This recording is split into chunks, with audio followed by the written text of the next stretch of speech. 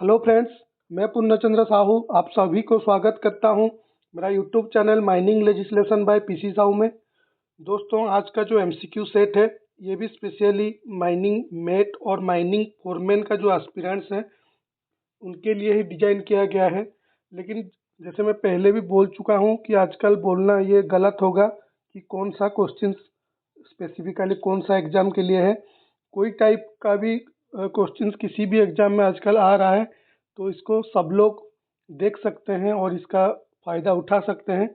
तो दोस्तों, शुरू करते हैं आज का वीडियो। और जैसे हमेशा शुरू करने से पहले मैं बोलता हूँ, चैनल को सब्सक्राइब कीजिए और बेल आइकन को ज़रूर प्रेस कीजिए, ताकि जब भी मैं वीडियो अपलोड करूँ आपके पास नोटिफिकेशन के माध्यम से पहले पहुँचे। तो शुरू करते हैं, पहला क्वेश्चन की तरफ बढ़ते हैं। The pulley in belt conveyor, which is provided to increase or decrease contact angle of belt on nearby pulley is called dash. The pulley in belt conveyor का एक पुली है जो जिसका पर्पज क्या है, क्यों रखा गया है, टू इंक्रीज और decrease contact angle of belt और नियर बाय पुली। उसको क्या बोलते हैं? क्वेश्चन समझ में आया या नहीं आया? ठीक है, मैं डायग्राम करके आपको बताता हूँ ताकि आपको समझ में आ जाएगा। अब जानते हैं पुली या आइडलर जिसको भी बोलते हैं। ये मान लीजिए एक बेल्ट कन्वेयर है, ठीक है।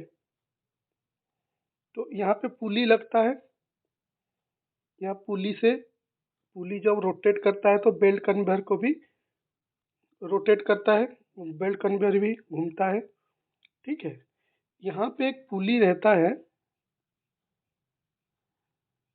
यहाँ पे एक पुली रहता है, ठीक है, जिसका काम है कि देखिए, ये मान लीजिए आपका पुली है और ये है बेल्ट, ठीक है। इसको जैसे हम स्ट्रेच करेंगे कांटेक्ट एंगल में चेंज होगा कि नहीं होगा? समझ में आया कि नहीं आया? देखिए, ये पूछ रहा है इस पुली के बारे में, ठीक है। इस पुली का काम क्या है कि ये जो पर्टिकुलर बेल्ट को स्ट्रेच करना है, ये मतलब टाइट करना या लूज करना, और इसका पोजीशन चेंज करना। इसका पोजीशन चेंज करने से क्या होगा, मान लीजिए ये वाला जो पुली है ये नीचे आ जाएगा, ठीक है। तो बेल्ट कैसा हो जाएगा? ये पूरा मिक्स हो गया तो समझ में नहीं आ रहा है, मैं दोबारा करके ये एक फिक्स्ड पुली है, ये एक फिक्स्ड पुली है, ठीक है। और पहले ऐसे था, ठीक है, मान लीजिए बेल्ट, ठीक है। अभी यहाँ पे इसी पुली का बात ही वो बोल रहा है, ठीक है, इसके बारे में पूछ रहा है, इसका नाम क्या है। अभी देखिए, ये पुली का काम क्या है। ये पुली अगर यहाँ रहेगा और यहाँ रहेगा तो क्या फर्क आएगा? देखिए, अगर यहाँ रहता है तो यहाँ रहता है तो ये जो एंगल, बेल्ट का एंगल जो है कैसा है, और अगर यहाँ रहेगा तो बेल्ट का एंगल कैसा है। तो यहाँ पे जो कांटेक्ट एरिया है, यहाँ पे जो कांटेक्ट एरिया है बेल्ट और पुली के बीच में, वो डिपेंड करता है किसका, इसके ऊपर। ये चाहेगा तो इस कांटेक्ट एरिया को बढ़ा भी सकता है, चाहेगा तो कम भी कर सकता है। तो ये पुली का नाम क्या है, यही पूछ रहा है। समझ में आया या नहीं आया? देखिए, मैं क्या बोल रहा हूँ, ये एक पुली है, ये एक पुली है जिसके सहारे ये बेल्ट कन्वेयर चल रहा है, ठीक है। और एक पुली होता है जिसका काम होता है कि ये जो कांटेक्ट, ये जो बेल्ट कन्वेयर पुली के साथ घूम रहा है, इसके साथ जो कांटेक्ट हो रहा है, टच हो रहा है कि नहीं, ये इस पुली अगर मतलब ऊपर नीचे होगा तो ये कांटेक्ट एरिया, जो surface area, contact area change हो जाएगा कि नहीं? क्योंकि ऐसे स्ट्रेच होके अगर है तो कांटेक्ट एरिया अलग होगा, थोड़ा पैरेलल टाइप का रहेगा तो उसका कांटेक्ट एरिया अलग होगा कि नहीं?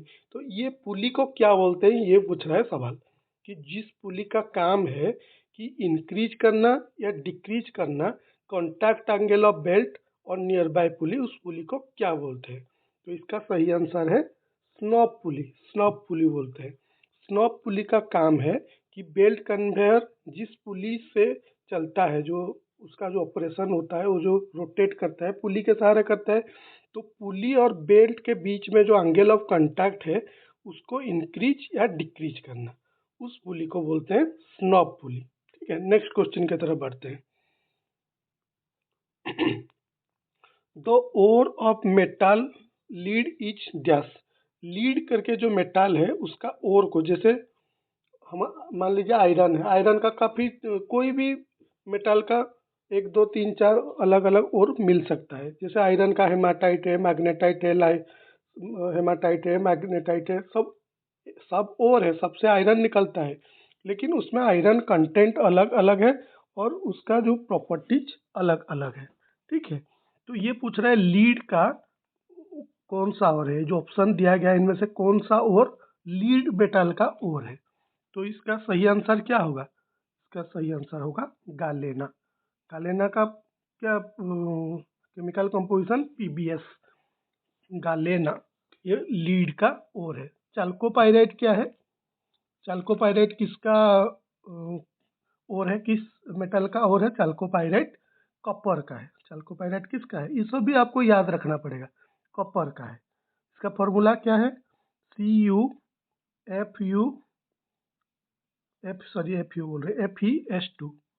CuFeS2,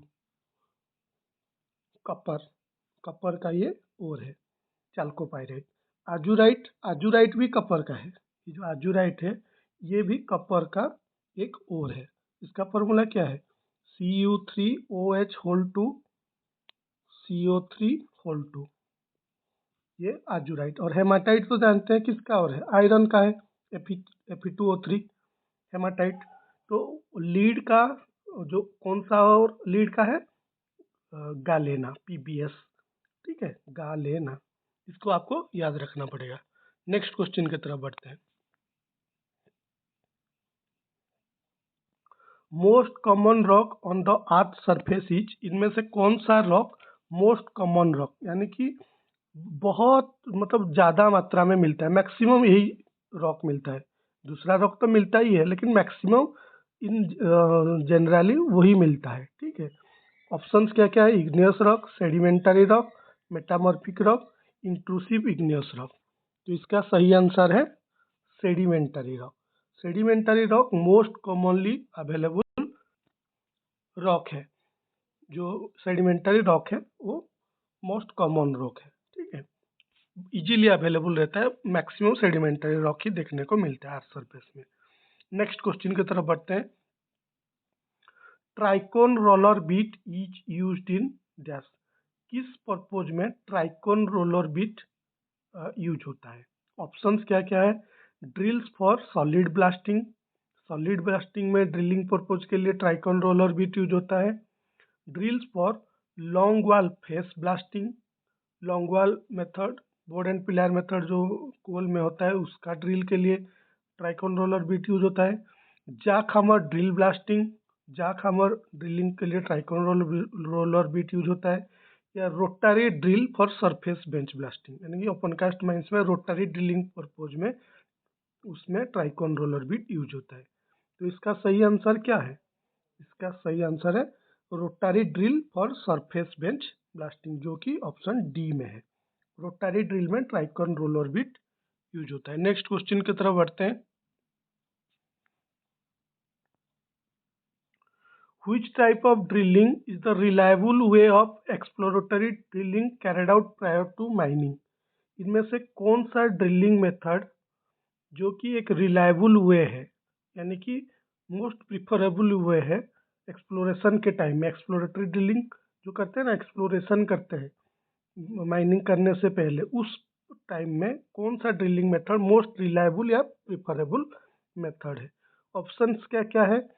rotary percussive drilling with cross bit, percussive drilling with diamond bit, rotary drilling with diamond bit, DTH drilling with drag bit. Rotary drilling तो जानते हैं जिसमें रोटेशन के वजह से ड्रिलिंग होता है। परक्यूसिव मतलब जिसमें इम्पैक्ट फोर्स से, इम्पैक्ट के वजह से जहाँ पे ड्रिलिंग होता है वो होता है परक्यूसिव ड्रिलिंग। तो ऑप्शन में जो बोल रहा है कि रोटरी परक्यूसिव, ये तो कम ये मेथड है क्या बोलते हैं, हाइब्रिड मेथड है। रोटरी और परक्यूसिव का कॉम्बिनेशन मेथड है विथ क्रॉस बीट के साथ। क्रॉस बीट मतलब समझ रहे हैं ना, जो बीट है, ड्रिल बीट, उसमें ऐसे क्रॉस टाइप का रहता है, जो बीट उसका जो कटिंग करता है क्रॉस है, क्रॉस बीट। ठीक है। Percussive drilling with diamond bit, rotary drilling with diamond bit, DTH drilling with drag bit. तो इसका सही आंसर क्या है? Rotary drilling with diamond bit, option C. Rotary drilling with diamond bit जो है वो मोस्ट रिलायबल और preferable way of exploratory drilling carried out prior to mining. तो ऑप्शन सी होगा इसका सही answer.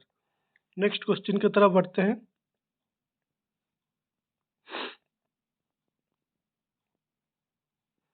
In contest of drilling the full form of DTH is dash. हम अगर ड्रिलिंग का बात कर रहे हैं तो डीटीएच जो बोलते हैं उसका मतलब क्या है? DTH down the hammer, down to hole, digging the hole, down the hole. ये तो मोस्ट कॉमन एक क्वेश्चन है, बहुत ही इजी है। हम डीटीएच जो बोलते हैं ना, डीटीएच हो रहा है, डीटीएच ड्रिलिंग। डीटीएच ड्रिलिंग मतलब क्या है? Down the hammer, down the hole, digging the hole, down the hole. ये तो बहुत सिंपल है, इसको आप जानते भी होंगे। ये ऑप्शन डी है, डाउन द होल। डीटीएच मतलब down the hole. Next question की तरफ बढ़ते हैं। डाउन द होल क्यों बोलते हैं? डाउन द होल मतलब ये हमारा जो हमर का पोजीशन के हिसाब से डिपेंड करता है। जो हमर है वो होल के अंदर है या होल का बाहर है। हमारा जो हमर है, ठीक है, उसको उसी के बेसिस में डीटीएच है या डीटीएच नहीं है, वो वो डिसाइड करते हैं, या उसको उसका नाम उसी के हिसाब से किया गया है। होल के अंदर है तो डाउन द होल है, और बाहर है तो डीटीएच नहीं है। तो इसका सही आंसर होगा down the hole, option D. Next question की तरफ बढ़ते हैं। Identify the initiation which is not possible for surface blasting.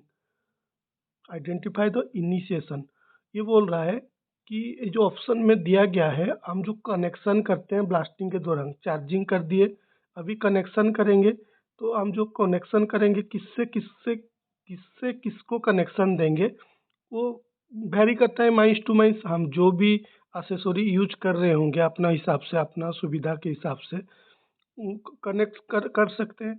लेकिन ये जो ऑप्शन दिया गया है उनमें से कौन सा जो एक ऑप्शन है जो गलत है, मतलब ऐसे कनेक्शन करके हम ब्लास्टिंग कर नहीं सकते, ब्लास्टिंग हमारा नहीं होगा।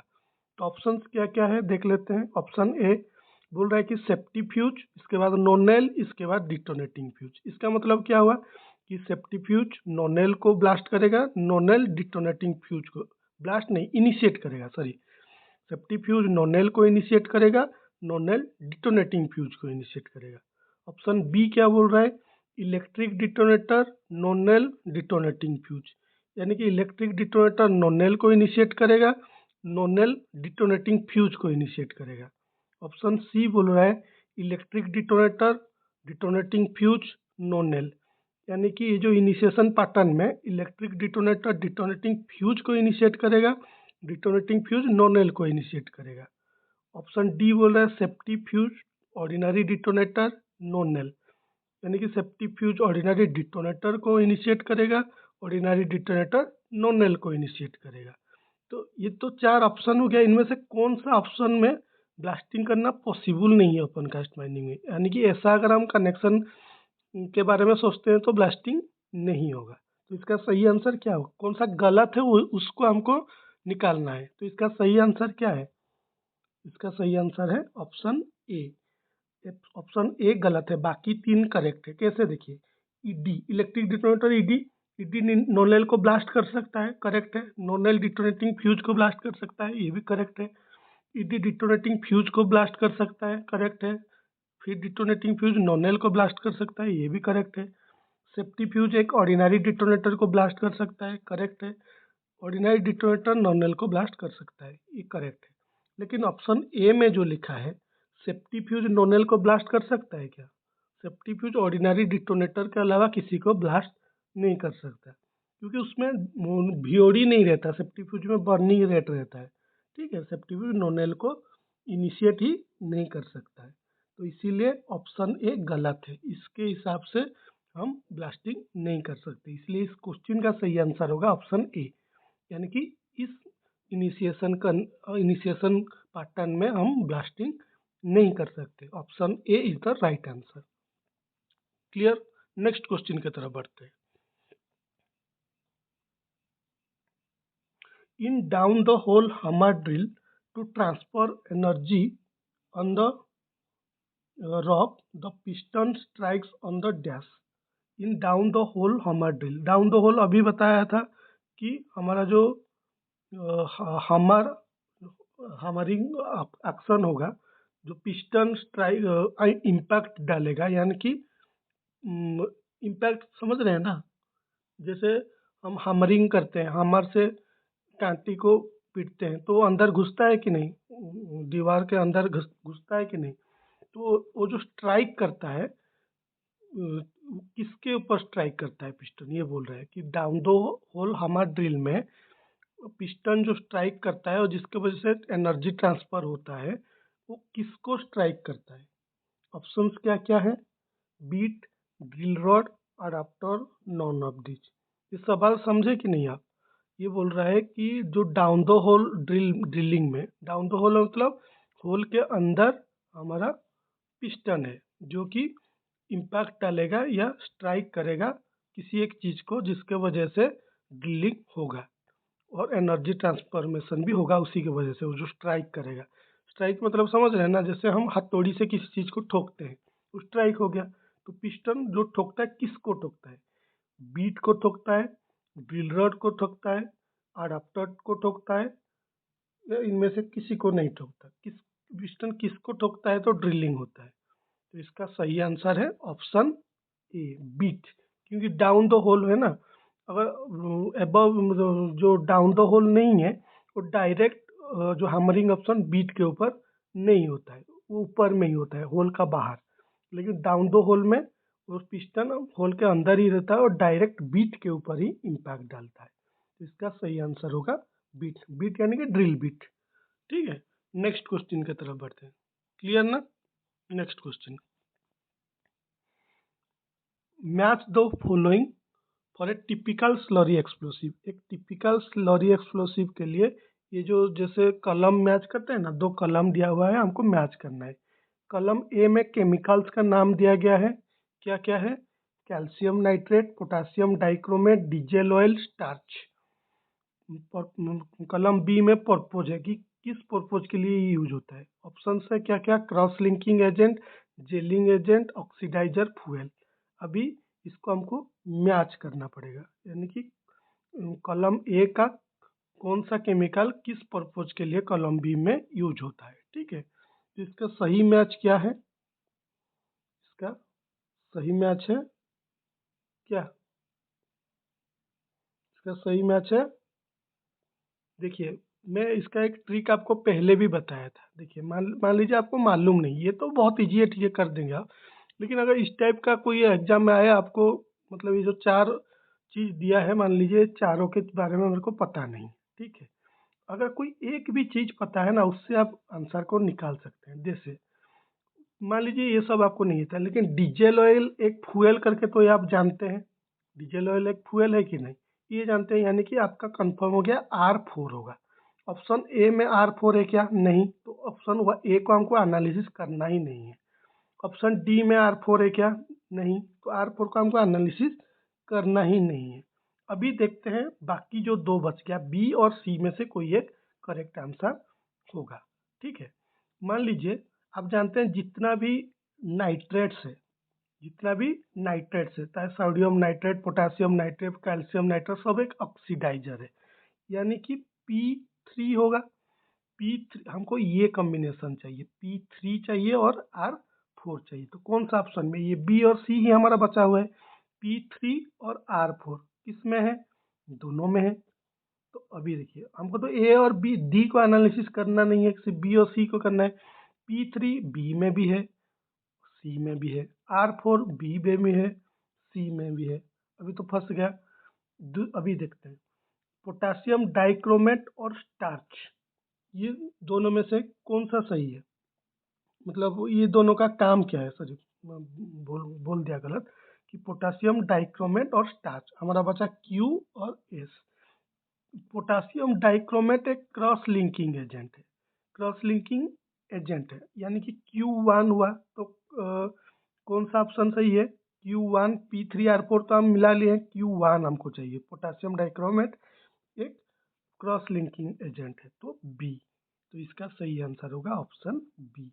तो ऐसे एनालिसिस करके यहाँ पे तो ठीक है, मामला थोड़ा गड़बड़ हो गया, लेकिन ऐसे करके भी आपको इजी, मतलब इजी में आप करेक्ट आंसर को फाइंड आउट कर सकते हैं। ठीक है, अगर एक दो भी पता है बाकी दोनों नहीं पता है तो कभी कभी ऑप्शन में भी ऐसा रहता है जिसको यूज करके आप कर सकते हैं।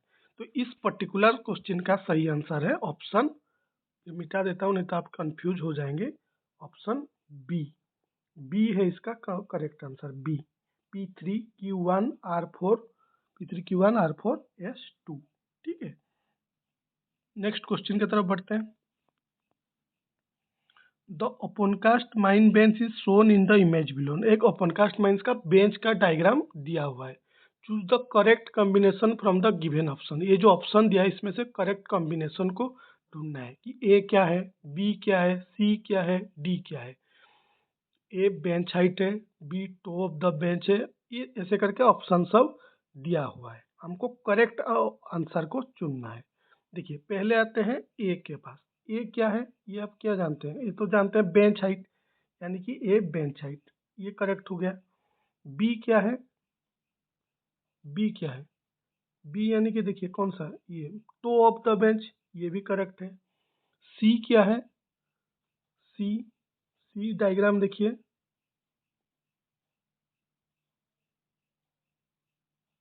बी क्या है, बी है क्रॉस्ड, सॉरी गलत हो गया, गलत गलत, सॉरी सॉरी सॉरी, ये तो गलत है। ए हो गया bench of the height, bench height. B क्या है, crest, crest of the bench, B crest of the bench. तो ये ऑप्शन होगा नहीं, crest of the bench B कहाँ पे है, ये वाला बी, ऑप्शन बी देखिए, बी है crest of the bench. C क्या है, सी है टो ऑफ द बेंच। इनमें से कोई तो सही आंसर नहीं है, गलत दिया हुआ है। ठीक है, ऑप्शन ये शायद टाइपोलॉजिकल एरर हो सकता है, टाइपिंग में गलत हो गया होगा। तो इसका सही आंसर होगा, ये ऑप्शन को छोड़ दीजिए क्योंकि ये गलत हो गया होगा। ए है बेंच हाइट, ये तो आप जानते हैं, ए है बेंच हाइट। बी क्या है, बी है crest of the bench, B है crest of the bench. C क्या है, सी है toe of the bench. D क्या है, बेंच विड्थ, डी है बेंच विड्थ। ठीक है, तो ये इसका अच्छा ई क्या है, ई पीठ बॉटम है, वो ऐसा तो उसका कुछ है नहीं, ई है पीठ बॉटम, पीठ का बॉटम पार्ट है वो। ठीक है, ए है बेंच हाइट, बी है crest of the bench, C है toe of the bench, D है बेंच विड्थ। तो ये शायद ऑप्शन ई एक होगा, नॉन ऑफ दिच, ये नॉन ऑफ दिच होगा। ठीक है, तो ऐसे करके आपको मैच करना है। नेक्स्ट क्वेश्चन के तरफ बढ़ते हैं। अच्छा ये लास्ट था। तो दोस्तों ये था कुछ इंपॉर्टेंट प्रोबेबल क्वेश्चन जो कि माइनिंग मेट या माइनिंग फोरमैन एग्जामिन के लिए काफ़ी फायदेमंद होगा।